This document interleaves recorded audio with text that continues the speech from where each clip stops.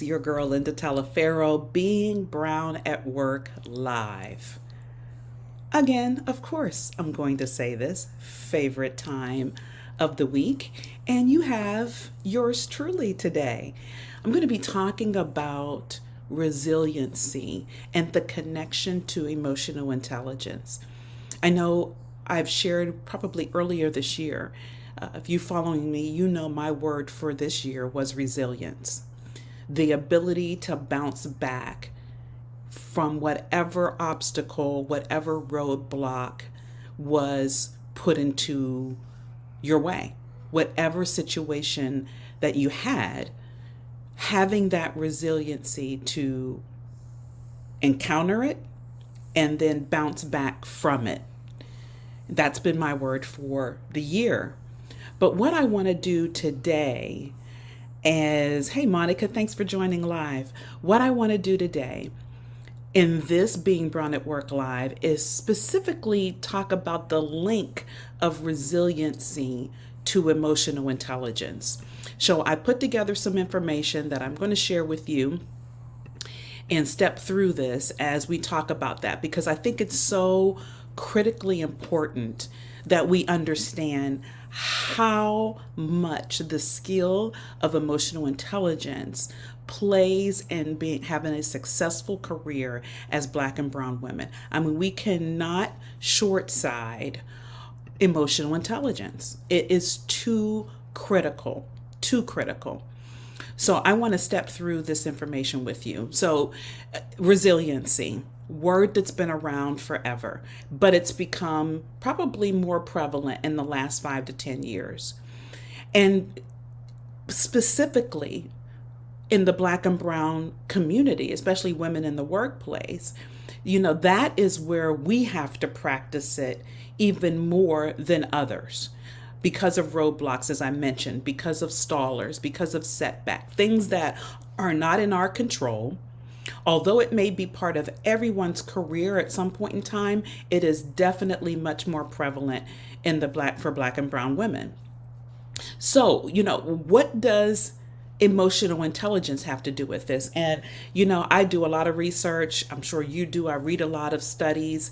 And James Watley, who is a doctor, PhD, this is a few years back. You can see September 26th when I put this. He made this statement, which I just thought so sums up, my constant thing that I share with you, where I say who you are personally is who you are professionally. So his statement here, and I'm going to read it. Other Black professionals may have sound business knowledge and skills, but may lack the personal skills in order to navigate or negotiate rationally complex issues. For example, if a Wharton grad, and we all know Wharton, Ivy League business school, is unable to recognize that his feelings of loneliness impacts his willingness to engage others on a team project, then all may be lost. Yes, I mean, the fact that this example that he's talking about, a person dealing with loneliness in their personal lives, will definitely show up in their professional life. But if you don't have a high level of self-awareness, then which is a major pillar in emotional intelligence, then it can be lost for you. Career success, career movement in the right direction can be lost for you. That's why emotional intelligence is so important. And there's a lot of nuances around it for Black and brown women.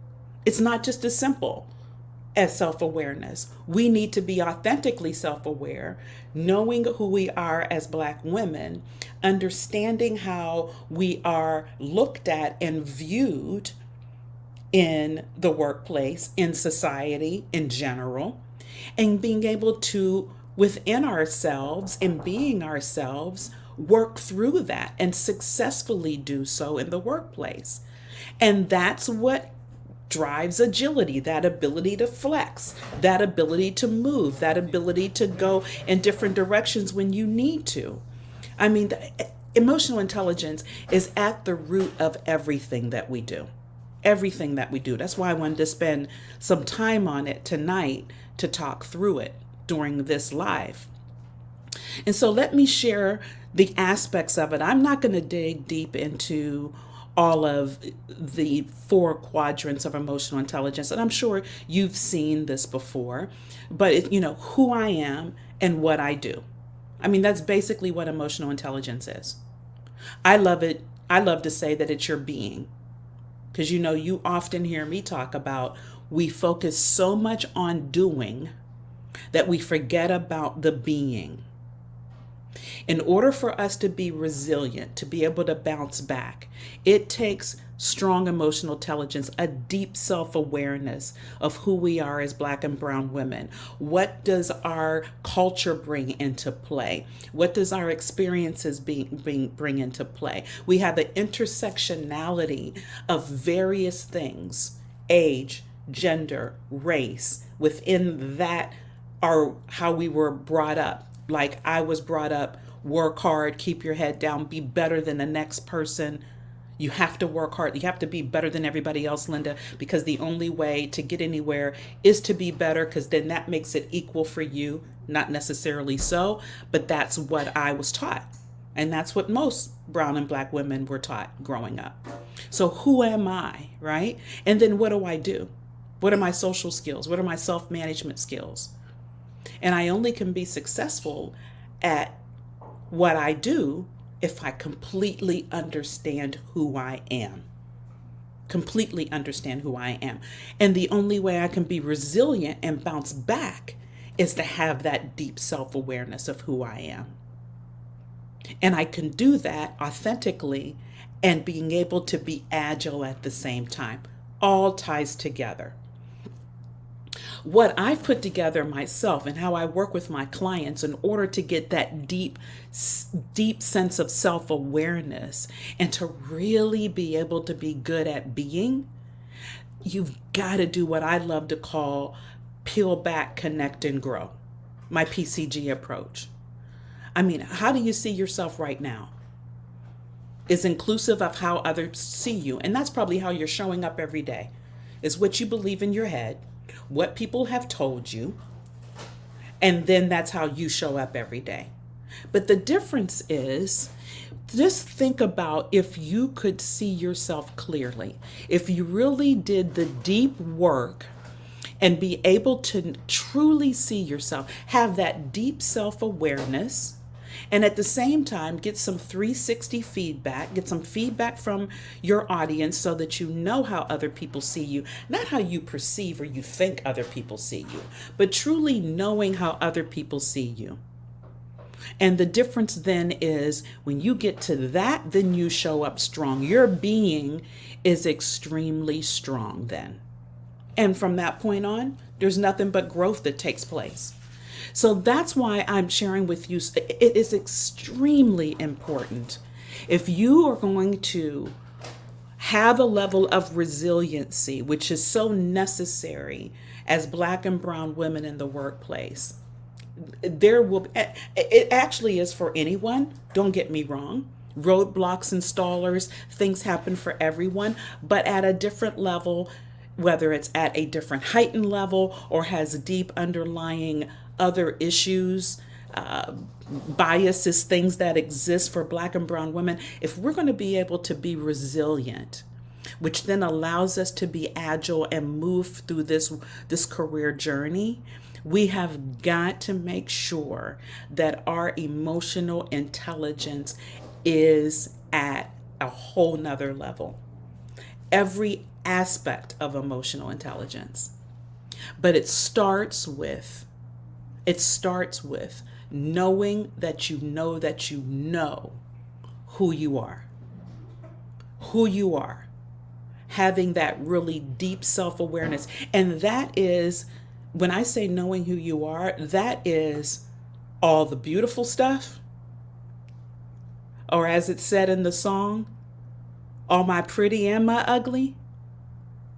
Knowing both aspects, knowing every single side of ourselves, a deep self-awareness, so that then we can self-manage, we can relationship build, and we can relationship manage. But it starts with ourselves. And that's when the EQ becomes extremely strong. Resiliency is then almost like a superpower for us.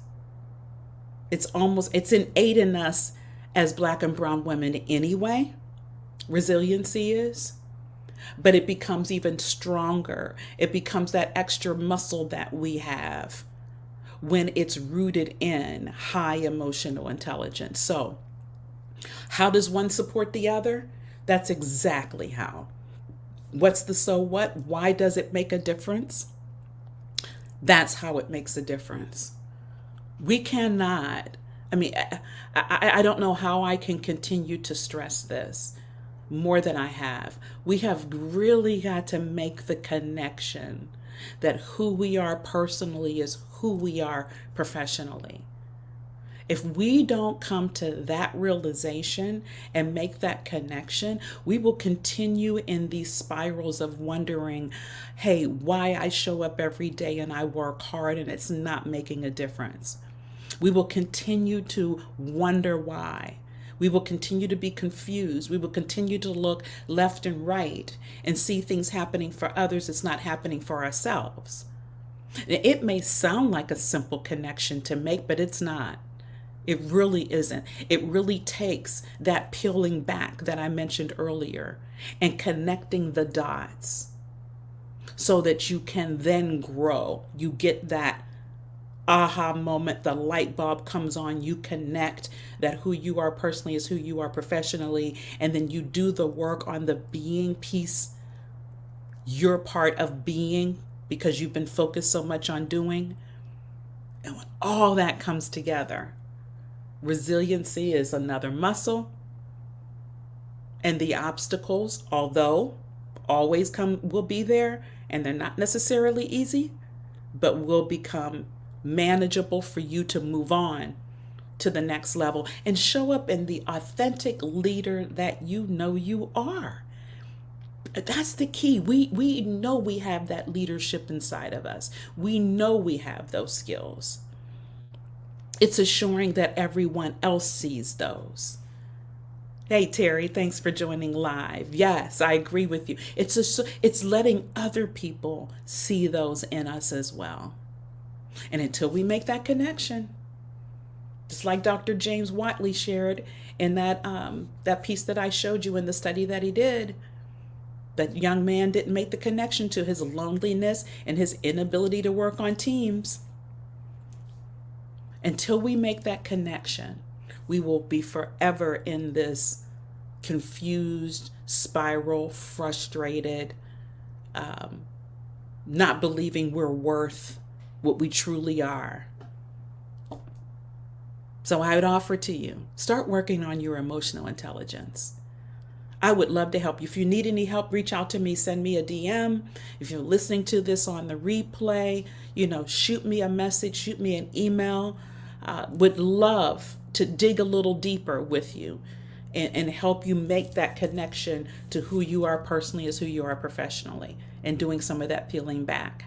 Growth is everything. And I know that it's possible because not only have I done it, Monica, who's joining us live, she's done it. There's various of my other guests that you've seen on Being Brown at Work Live. They've all done it.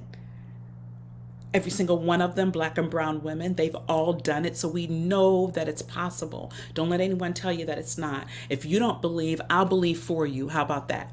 Reach out to me and I'll believe for you. That is definitely possible. Again, resiliency, emotional intelligence goes together. You can have one without the other, but you'll be much more stronger because having one with the other. Yes, Terry, we have unapologetically honest about self-work and connecting the dots. Yes, Terry just said it, who's joining us live. We have to do that unapologetically. Love that, Terry. Thanks for sharing that.